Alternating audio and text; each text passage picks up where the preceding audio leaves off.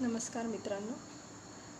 मी वर्षा Prashant Khirodkar, नक्षकत्र computer Jalgaon जामोदवरनं बोलते. आणि आज आपल्या या लॉकडाऊनच्या पिरियडमध्ये टॅली आणि त्याचे बेसिक काय असतात ते आपण आज बघणार आहोत. त्यासाठी आपण आता टॅली कसं शिकायचं किंवा टॅलीमध्ये कंपनी कशी बनवायची, त्याचे बेसिक्स काय आहेत हे सगळं आज आपण बघतो आहे. तर आता आपण बघूया टॅली. सुरुवातीला आपल्याला बघावं लागेल की टॅली म्हणजे काय किंवा टॅली सुरू कशासाठी वापरतो आहे. तर टॅली जे आहे हे आपण जे काही आपले डेलीचे बिझनेसचे किंवा आपल्या कोणताही छोटा बिझनेस असेल, मोठा बिझनेस असेल किंवा कोणते ट्रान्झॅक्शन असतील तर त्याची आपल्याला नोंद करून ठेवावं लागतं की ज्यामुळे आपल्याला आपला बिझनेस हा व्यवस्थित चालला आहे का, आपण प्रॉफिटमध्ये आहे का, लॉसमध्ये आहे का, हे डिटेल्स आपल्याला मिळतात. त्यासाठी आपण कोणत्याही गोष्टीची नोंद करून ठेवणं जरुरी असतं. तसंच बिझनेससाठी स्पेशली आपण टॅली बघतो आहे आणि त्याच्यामध्ये अकाउंटिंगचे आपण इन्फॉर्मेशन बघतो आहे. आणि अकाउंटिंग म्हणजेच आपल्याला जे काही आपण सिस्टमॅटिक रेकॉर्डिंग राहतं information which involves analyzing, classifying, summarizing and interpreting business transaction. म्हणजे थोडक्यात काय तर आपल्याला जे रोजचे आपले ट्रान्झॅक्शन्स असतात, आपण किती रुपयांचा माल खरेदी केला आहे, कितीचा विकला आहे, त्यात काही लॉस झाला आहे का, त्यातून आपण काही लोकांना सॅलरी दिली आहे का किंवा काही आणखी चार्जेस दिले आहेत का, काही इलेक्ट्रिक बिल भरलं काय, असं हे सगळ्या ज्या नोंदी असतात ह्या आपण अकाउंटिंगमध्ये करतो आहे. म्हणून म्हणतो आहे आपण की अकाउंटिंग काय आहे की एक सिस्टमॅटिक रेकॉर्ड राहतं आपण की जी इन्फॉर्मेशन आपण आधीच्या काळात वह्यांमध्ये रजिस्टरमध्ये नोंद करायचो, आता आपण जनरली टॅलीमध्ये त्याची नोंद करून ठेवतो आहे. आणि त्यामुळे आपल्याला ते सेव्ह करून ठेवणं किंवा सांभाळणं खूप सोपं जातं आहे. म्हणून आपण आता अकाउंटिंगसाठी टॅली वापरतो आहे. तर आता आपल्याला बघावं लागेल की अकाउंट्स म्हणजे खाते असतात, तर अकाउंटचे प्रकार किती आहेत. बेसिकली काय आहे की अकाउंट्स हे दोन प्रकारांमध्ये मोडत आहेत. दोन प्रकारचे खाते असतात अकाउंट्समध्ये किंवा खात्यांचे दोन प्रकार आहेत. एक आहे पर्सनल अकाउंट आणि दुसरं आहे इम्पर्सनल अकाउंट. पर्सनल अकाउंट म्हणजे काय की ज्याच्यामध्ये आपल्याला व्यक्तींची खात्यांची नावे येतात. आणि इम्पर्सनल अकाउंट म्हणजे काय ज्याच्यामध्ये व्यक्ती नसतात तर काही वस्तू असतात किंवा काही आणखी खर्च किंवा इन्कम असतात. तर ते इम्पर्सनल अकाउंट्स जे आहेत ते पुन्हा दोन प्रकारांमध्ये आपण मोडतो आहे. एक आहे रिअल अकाउंट्स आणि दुसरं आहे नॉमिनल अकाउंट्स. यालाच आपण मराठीत काय म्हणतो आहे, पर्सनल अकाउंट म्हणजे व्यक्तिगत खातं, रिअल अकाउंट म्हणजे आपलं जे प्रॉपर्टीचं राहतं ते खातं राहतं, आणि नॉमिनल म्हणजे नामधारी अकाउंट्स. असे खात्यांचे हे दोन प्रकार आहेत. आणि इम्पर्सनल पुन्हा दोनमध्ये मोडतं आहे. म्हणजे ॲक्च्युअलमध्ये आपल्याला तीन प्रकार दिसतात आहे, पर्सनल अकाउंट, रिअल अकाउंट आणि नॉमिनल अकाउंट. मग या अकाउंटच्या प्रकारामध्ये आपण बघू कोणकोणते अकाउंट्स येतील. पर्सनल अकाउंटमध्ये काय घेऊ शकतो आपण, एखाद्या ओनरचं अकाउंट किंवा त्याच्या पार्टनरचं अकाउंट. बँक अकाउंट्स म्हणजे का बरं येतील, तर बँक पण कोण चालवत आहे, व्यक्तीच चालवत आहे. एखादा आपला कस्टमर असेल दुबे तर त्याचं अकाउंट पण पर्सनल अकाउंट येईल. एखादा आपला सप्लायर असेल ज्याच्याकडून आपण माल बोलवतो आहे त्याचं अकाउंट पण पर्सनल अकाउंटमध्ये येईल. त्यामुळे आपण पर्सनल अकाउंट म्हणजे काय, जे पर्सनचे नावं येतील किंवा त्याच्याशी रिलेटेड कंपनीचे नावं येतील त्याला म्हणून आपण पर्सनल अकाउंट. इम्पर्सनलमध्ये आपण म्हणतो आहे रिअल किंवा आपण स्थायी मालमत्ता किंवा प्रॉपर्टीचे अकाउंट्स असतात. तर प्रॉपर्टी म्हणजे काय, आपला कॅश अकाउंट आहे, आपला स्टॉक आहे, किंवा आपण आपल्या बिझनेससाठी प्लांट बनवतो आहे.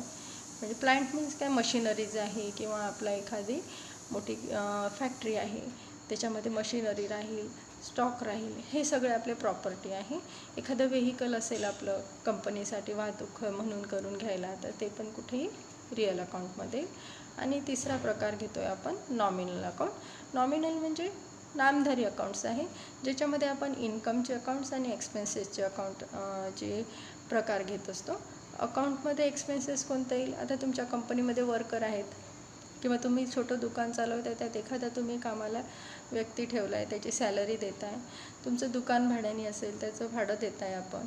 किंवा एखादं तुम्हाला व्यक्तीने, जवळचा व्यक्ती आहे, 500चा माल तो 400 रुपयाला मागतो आहे किंवा 480ला मागतो आहे, मग त्याला तुम्ही 20 रुपीज डिस्काउंट देत आहे, ते अकाउंट आहे.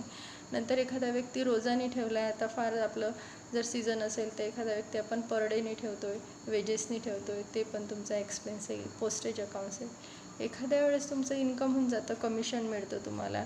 तर असे हे इन्कममध्ये आणि एक्सपेन्सेसमध्ये आपण अकाउंट्स बनवतो आहे. त्याला म्हणतो आपण नॉमिनल अकाउंट्स. म्हणजे व्यक्तींचे खाते पर्सनल अकाउंट्स, प्रॉपर्टीचे खाते रिअल अकाउंट्स आणि इन्कम आणि एक्सपेन्सेसचे खाते येतात आपले नॉमिनल अकाउंट्समध्ये. नंतर आता हे जे अकाउंट्स असतात तर या अकाउंट्ससाठी परफेक्ट नियम दिलेले आहेत, स्पेसिफिक नियम असतात किंवा रूल्स असतात. आपण काय करतो आहे, आता व्यक्ती बघतो आहे आपण की 2 व्यक्तींमध्ये ट्रान्झॅक्शन होतो आहे. एक व्यक्ती देतो आहे आणि एक व्यक्ती घेतो आहे. ठीक आहे. तर त्याच्यामध्ये आपल्याला क्रेडिट आणि डेबिट बाजू असते. तर जर एखादा व्यक्ती घेत असेल, तो माल घेत असेल, कॅश घेत असेल, तर जो रिसिवर आहे त्याचा आपण नेहमी डेबिट बाजू मानतो आहे. किंवा जर पर्सनल अकाउंट असेल तर. आणि जो गिवर आहे, जो देतो आहे, त्याचं आपण काय करतो आहे, क्रेडिट बाजू मानतो आहे. म्हणजे पर्सनल अकाउंटचे गोल्डन रूल्स काय आहेत, तर debit the receiver, credit the गिवर. नंतर आहे रिअल अकाउंट. रिअल म्हणजे आपले प्रॉपर्टीचे अकाउंट आहे. म्हणजे वस्तू दिसतील इथे आपल्याला, त्या एक प्रकारच्या काय म्हणू आपण त्याला, स्टॉक असू शकतो, गुड्स असू शकतात, काही व्हेकल असू शकते, प्रॉपर्टी असू शकते, अशा प्रकारच्या म्हणजे थिंग्ज आहेत, त्या वस्तू आहेत. तर आपण वस्तूंसाठी नियम लावतो आहे रिअल अकाउंटसाठी. डेबिट विच कम्स इन, म्हणजे समजा आता आपण स्टॉक बोलवला आहे, परचेस केला आहे, तर तो स्टॉक आपल्याला इनकमिंग आहे, आपल्या दुकानात येतो आहे किंवा आपल्या कंपनीमध्ये येतो आहे. तर जर स्टॉक इनकमिंग असेल तर त्याची डेबिट बाजू मांडायची. आणि जर समजा आपण सेल केला आहे आणि स्टॉक बाहेर जातो आहे, कस्टमरकडे जातो आहे, तर तो स्टॉक जर आउटगोईंग असेल, आउटगोज असेल, तर मग आपण त्याची बाजू मांडायची क्रेडिट बाजू. ठीक आहे. म्हणून रिअल अकाउंटचे रूल्स आहे debit which comes in, credit which goes out. कॅशसाठी पण हाच लागू होईल. जर तुम्ही कॅश घेताय, रिसीव करताय किंवा तुमच्या कंपनीकडे येत आहे तर त्याची डेबिट बाजू, आणि जर तुम्ही ते कोणाला देताय तर त्याची क्रेडिट बाजू. थर्ड टाईप येईल आपला nominal account. Debit all expenses and losses, credit all incomes and gains. म्हणजे आता तुम्ही इलेक्ट्रिक बिल भरताय, हा तुमच्या कंपनीसाठीचा खर्च आहे आणि तो जरुरी आहे, तो आपल्याला करावाच लागतो. इलेक्ट्रिक बिल असेल, टेलिफोन बिल असेल, तर असे जे आपले खर्च आहे, ट्रॅव्हलिंग चार्जेस असेल, एखादी मशीन बिघडली, रिपेअरिंग चार्जेस असतील, तर असे जे आहे हे एक्सपेन्सेस आहे. किंवा तुम्हाला एखाद्याला नाईलाजाने डिस्काउंट द्यावा लागला आहे, तर ते सगळं तुमचा लॉस किंवा एक्सपेन्स होतो आहे, तर त्याची बाजू नेहमी डेबिट मांडायची. आणि जर तुम्हाला इन्कम होत आहे, एखाद्या वस्तूचे तुम्ही 50,000चा सेल करून दिला आहे एखाद्या कंपनीचा, ते तुम्हाला कमिशन देत आहे, म्हणजे तुमचं इन्कम होत आहे, तर ती बाजू क्रेडिट मांडायची. म्हणून नॉमिनलसाठी रूल काय येईल तुमचा, debit all expenses and losses आणि credit all incomes and gains. हे आहेत आपले गोल्डन रूल्स. पुन्हा एकदा बघा, पर्सनल अकाउंटसाठी डेबिट द रिसिवर, कारण पर्सन असतो, क्रेडिट द गिवर, हा पण पर्सन असतो. रिअलमध्ये वस्तू राहतील, डेबिट विच कम्स इन आणि credit which goes out. Nominal अकाउंटमध्ये राहील debit all expenses and losses, credit all incomes and gains. आता आपल्याला टॅलीचं हे बेसिक मिळालं आहे की अकाउंट्स काय आहेत आणि अकाउंटिंगमध्ये आपल्याला काय करायचं आहे. आपल्याला लेजर असतात, खाते उघडायचे असतात आणि खात्यांचे प्रकार पण आता आपण बघितले आहेत. तर आता आपल्याला टॅली कम्प्युटरमध्ये टाकायचं असेल तर आपण ते कसं डाउनलोड करायचं, त्यासाठी आपल्याला काय करावं लागेल, आधी गुगलमध्ये जावं लागेल. गुगलमध्ये तुम्ही टॅली ERP9 डाउनलोड असं टाकलं तर तुम्हाला असे खाली ऑप्शन्स येतील. त्यातलं तुम्ही tallysolutions.com जा, त्याच्यावरती पहिल्या ऑप्शनवरती क्लिक करा. ऑप्शनवरती क्लिक केल्यानंतर तुम्हाला अशा प्रकारचा स्क्रीन येईल. तिथे तुम्हाला खाली डाउनलोड दिसतं, तुम्ही डाउनलोडवरती क्लिक करा. डाउनलोडवर क्लिक केल्यानंतर तुमची फाईल इथे खाली डाउनलोड होईल आणि तुमच्या डाउनलोड सेक्शनमध्ये तुम्हाला ती आलेली दिसेल ॲज अ सेटअप म्हणून. ही जी फाईल आहे सेटअपची, हे तुम्हाला डबल क्लिक करायची आहे आणि तुम्हाला टॅली इन्स्टॉल करून घ्यायचं आहे. त्यासाठी आपण याच्यावरती डबल क्लिक करू. डबल क्लिक केल्यानंतर आपल्याला अशा प्रकारचा स्क्रीन येईल, इन्स्टॉल करायचं का म्हणून. तर आपण इन्स्टॉल करू. इन्स्टॉल कम्प्लिशन झाल्यानंतर आपल्याला इथे डन दिसेल, डनवरती क्लिक करा आणि मग अशा प्रकारचा जो आयकॉन आहे तुमच्या डेस्कटॉपवर आलेला दिसतो त्याच्यावरती डबल क्लिक करा. डबल क्लिक केल्यानंतर आपल्याला इथे अशा प्रकारचा स्क्रीन येतो, ते विचारत आहे लायसन आहे का. जर तुम्ही रिअल तुमचा बिझनेस असेल तर तुम्हाला लायसन घ्यावं लागेल. त्याच्यासाठी तुम्हाला पूर्ण फंक्शन्स त्याच्यामध्ये येतील. आणि आपल्याला फक्त शिकायचं असेल तर आपण वर्क इन एज्युकेशन मोड फ्रीमध्ये घेतो आहे आणि त्याच्यासाठी आपल्याला याच्यामध्ये वर्क इन एज्युकेशनल मोडवरती डबल क्लिक करायचं आहे. याच्यावरती डबल क्लिक केल्यानंतर तुम्हाला आता इथे एज्युकेशनल मोडमध्ये इथे आपल्याला दिसतं आहे क्रिएट कंपनी. जर आपण ऑलरेडी बनवलेली असेल तर सिलेक्ट कंपनी, बॅकअप, रिस्टोर आणि क्विट. आता आपल्याला कंपनी क्रिएट करायची आहे म्हणून आपण क्रिएट कंपनीवरती क्लिक करू. क्रिएट कंपनीवरती क्लिक केल्यानंतर आपल्याला अशा प्रकारचा स्क्रीन येतो आहे, ज्याच्यामध्ये आपल्याला दिसतं आहे आता कंपनीचं डिरेक्टरी. नंतर इथे दिसेल डिरेक्टरी. नंतर आपल्याला कंपनीचं नाव एंटर करायचं आहे. इथे मेलिंग्ज म्हणजे address, country, state, pincode, contact details टाकायचे आहे. तुमच्या कंपनीचा किंवा तुमच्या ओनरचा phone number, mobile number, fax number, email असेल तर ईमेल, तुमच्या कंपनीची साईट असेल तर साईट. इथे आता आपल्याला दुसऱ्या बाजूला दिसतं आहे फायनान्शियल इयर बिगिन्स फ्रॉम. इथे आपल्याला दिसतात आहे फायनान्शियल इयर आपलं 1 एप्रिल 2020ला सुरू होत आहे म्हणून ते टाकू आपण. आणि बुक्स बिगिन फ्रॉम आपलं 1 एप्रिलला नोंदी सुरू होऊन जातात म्हणून आपण 1 एप्रिल घेतो. पण जर आपला बिझनेस आता जस्ट आपण नवीन सुरू केला आहे, दिवाळीला करतो आहे, दसऱ्याला करतो आहे, तर मग मात्र ती तारीख येईल. पण 1 एप्रिल जर समजा ऑलरेडी झालं नसेल आणि नंतर पुन्हा 1 एप्रिल येतं आहे तर तुम्ही 1 एप्रिलच फायनान्शियल इयरचं बुक रिकॉर्डिंगची डेट टाकायची आहे. इथे तुम्हाला टॅली वॉलेट पासवर्ड दिसतो आहे. इथे जर तुम्ही पासवर्ड टाकला आहे तर तुम्हाला काय होईल की तुमची कंपनी लिस्टमध्ये दिसणार नाही, ती हाईड होईल, फक्त स्टार दिसतील. आपण इथे सिक्युरिटी कंट्रोल करतो आहे. आपण इथे जर यस केलं तर आपल्याला काय करावं लागेल, नेम ऑफ ॲडमिनिस्ट्रेटर टाकावं लागेल, पासवर्ड टाकावं लागेल, तो पासवर्ड रिपीट करावा लागेल. आपण एज्युकेशन मोड ऑन ठेवतो आहे म्हणून डिसअलाउ करत नाही आहे. इथे आपल्याला आता करन्सी डिटेल्स दिसतात आहे, रुपीज, त्याला इंडियन रुपीज म्हणून. तुम्हाला सफिक्स म्हणून रुपीजचं साईन पाहिजे असेल तर तुम्ही इथे एस करू शकता. त्याच्यामध्ये डिस्टन्स पण तुम्ही ठेवू शकता. जर तुमचं मल्टीनॅशनल कंपनी असेल तर तुम्ही मिलियनमध्ये देवाणघेवाण केली असेल तर त्याच्यासाठी तुम्ही इथे यस कराल. नाहीतर आपलं ओन्ली इंडियात असेल किंवा महाराष्ट्रात असेल तर आपण इथे नो ठेवू. नंबर ऑफ डेसिमल प्लेसेस म्हणजे आपले रुपीज आणि पैसे.